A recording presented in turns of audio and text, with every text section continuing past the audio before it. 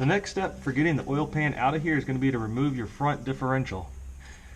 Now normally for a front differential you could just remove the bolt from this bushing, remove the bolt from this bushing, you can rotate it down once you get the back bushings, but you really need this cross member to get out of the way, so you're going to have to address these bolts and nuts here and these bolts and nuts here, and you're going to drop this entire cross member down. Now the problem is going to be that there's actually welds on it.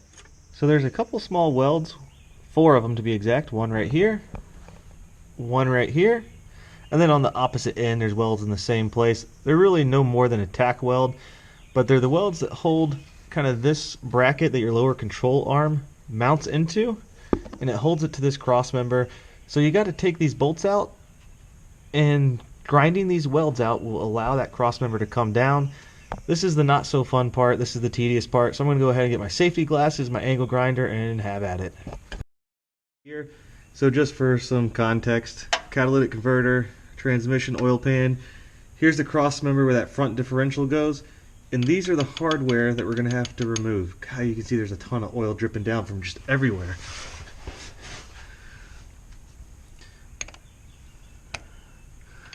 Little closer look at the hardware here. Let's see, this is a 13mm wrench and it's too small, so it's probably 14 or 15. As I recall, these had red Loctite on them, so you might have to use a torch on the nut to break them free.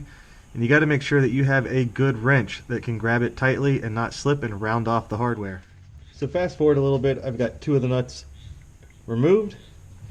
So since I got manually locking hubs, unlock both hubs, put it in 2-wheel drive, I can free spin. And that should give me enough access for these bottom 2, so I'm going to go lock my hubs and put it in 4-wheel drive, so that way the drive shaft won't rotate.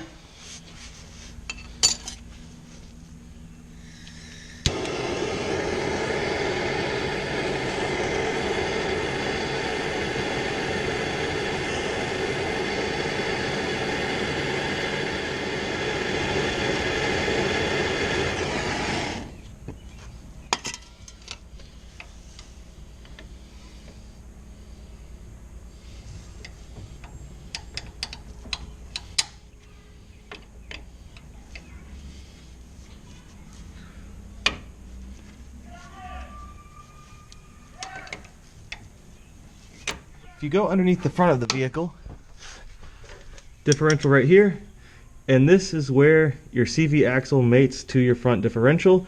There's going to be 12mm bolts. A nice ratcheting 12mm wrench is pretty good. You can get to it from below, but it's similar type of thing as a drive shaft because it's going to spin. So if you got manually locking hubs, lock your hubs, put it in 4-wheel drive at the transfer case shifter to hold it in place, then unlock your hubs, put it in 2-wheel drive to rotate it, to get the hardware that's on top down to the bottom, so that way you have access to it. There's 6 of these bolts, and they're in 3 clusters of 2, so there's going to be 2 right next to each other, and then equally spaced in thirds around the circle. 2 sides of it, so that's 12 total bolts that you got to remove. Not too bad, just kind of tedious. Again, if you have a ratcheting box end wrench, that seems to be the best tool, unless you're going to take tires off and snake through wobble extensions with an impact. Then it's really quick. But I don't like being underneath my vehicle without the tires on it, so since the oil pan has me getting underneath here, I'm just going to be going the manual way for now. And let's see, I think I can get to this one up here, and that'll give me 3. So exactly half of them in one shot. I'm going to go ahead and do the other side, and then I'll rotate everything 180 degrees, and then I'll go do it again. So this is the last bolt coming out on this side, and the CV axle will be free. One CV axle free. And then we'll go to the other side and finish that side off. Right to the left of the oil filter, rubber tube, there's a hose clamp. Go ahead and slide that hose clamp back and unhook that. To remove the differential now, all you need is to remove 2 bolts here, 2 bolts over there, and there's 1 bolt on each of the bushings on the rear cross member. The other question is to drain or not to drain. I'm not going to drain the fluid from my differential right now. I don't think I'm going to crack it open and open it up. But now's a good time to go ahead and use a 1/2 inch square driver, I believe is what it is, to drain your fluid if that's what you want to do. So the differential is pretty heavy and difficult to handle, so you are going to need some method for supporting it. I've got a scissor jack and I've welded some angle iron and just steel plate on top to kind of make a platform. Some people use a transmission jack. You might want to have a friend handy. It is heavy and the center of gravity is kind of awkward. But I'm going to go ahead and remove this bolt in the bushing, and there's one on the opposite side, so one on the passenger, one on the driver's side. So I don't have enough room for an impact wrench here, so I'll just have to hold one side with the breaker bar and get the other end with the ratchet wrench. The bolt that I have is not the stock bolt, so I don't know what size the stock version will be.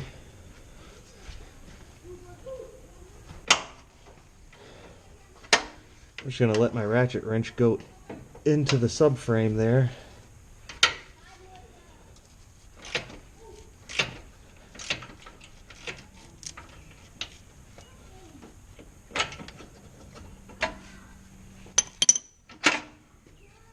Well, that was nice and easy that this bolt was able to come out without a hammer punch. I'm going to repeat on the other side, pretty straightforward.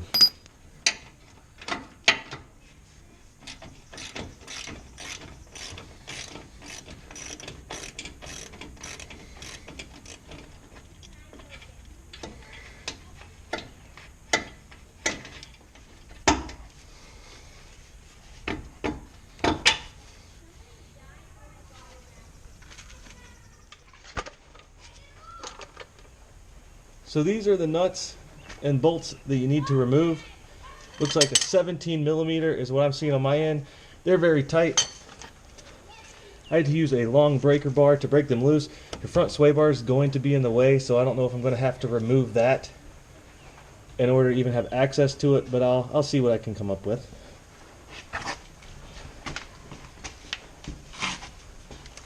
If you're doing this in your garage, it can be a little difficult to get proper leverage on it. So I'm getting this to turn. I don't know if the whole bolt is turning though. Might have to put a backer wrench on it. Yeah, I'm gonna need a backer wrench to keep the bolt from turning. So just a quick method on how I'm getting these bolts out. I did have to disconnect my front sway bar to get room to put the socket on the nut end. I got a little breaker bar with a 17 millimeter impact socket on the back side, and it takes a lot of torque. So find a sturdy spot that the wrench can just turn into. So this is going to be the backer wrench, and it's just going to wedge itself. Don't wedge it into a sensitive area, but this is just a steel bracket that's welded onto the differential. So I'm just going to leave this hanging there and let it get wedged by itself, so that way I can actually turn the nut side with this large breaker bar. I'm having to step on it. My impact wrench is not strong enough to move it.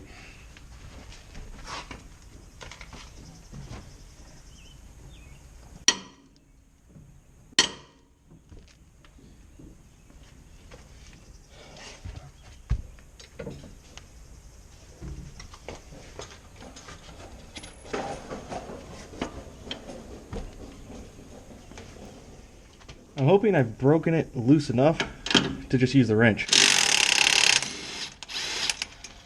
There we go. Those first few turns though are quite difficult. I want to just store the hardware here for now until I get them all removed. So now make sure that you have it supported with a transmission jack or some type of lifting device. I've got all those welds grinded out. It took a while. Maybe about a half hour or so, but it was a lot of tedious grind some, check, grind and check, try and pry it out, didn't work, grind some more. Try and get a pry bar somewhere to just kind of pop the subframe out. I kind of popped it over the cross member and used the front sway bar to pry against. And I'm hoping that I can go ahead and start taking this down.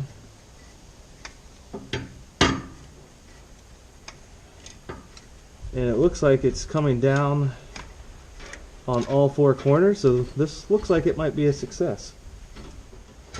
Looks like the back corner here is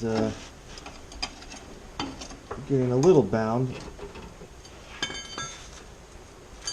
Normally I wouldn't say pry against your oil pan, but since I'm replacing it anyway, I'm not that concerned about it.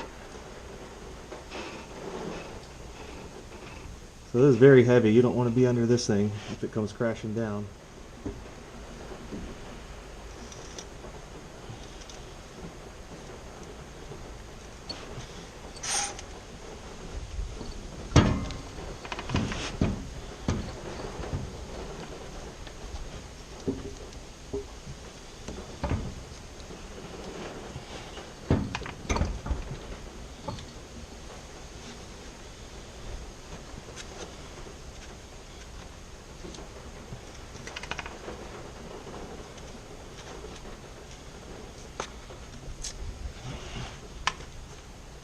Alright, so this is mostly safely to the ground.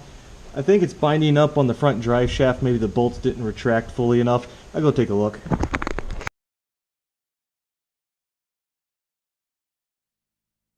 I did want to go ahead and touch a little bit on reinstalling the front differential because it is a difficult task. Obviously, you're fighting gravity. It's heavy, it's large, and it's uneven weight distribution, so it's a bit difficult to keep it level while you're raising it into place. I had my scissor jack with the platform welded on top, but I still had to use another scissor jack on the rear crossmember and the rear bushing mounts to try and keep it tilted the right direction so that that rear crossmember bushings would slide into place cleanly. And then I had to watch the front crossmember to make sure that that slid into place cleanly. The first time I tried to lift it into place, it was binding up on a couple of the bushing mounts because they just weren't quite lined up. And it actually made it difficult because it started raising the truck and the suspension started drooping a little bit more. But then it finally slid into place, and of course the truck came down, but the front differential stayed at the same height, and it almost crashed into the oil pan. I did get lucky though and didn't run into a problem. So you just got to make sure that you're watching, again, that rear cross member with the two bushing mounts and that front cross member where those bolts go through, and make sure that it goes into place cleanly. You really need to have some type of special tool, whether it's a modified jack or a transmission jack, to lift this. I don't really think that it's possible, or at least easily possible, to just put this thing in place by hand. You can't just lay under your truck and bench press it into place and throw some bolts in there. It's going to be a lot more difficult than that. So go ahead and start thinking about what types of jacks, jack stands, and things that you can use to get it into place. But other than that, most of it's just disconnecting bolts and pretty straightforward. Good luck. Let me know how your project goes.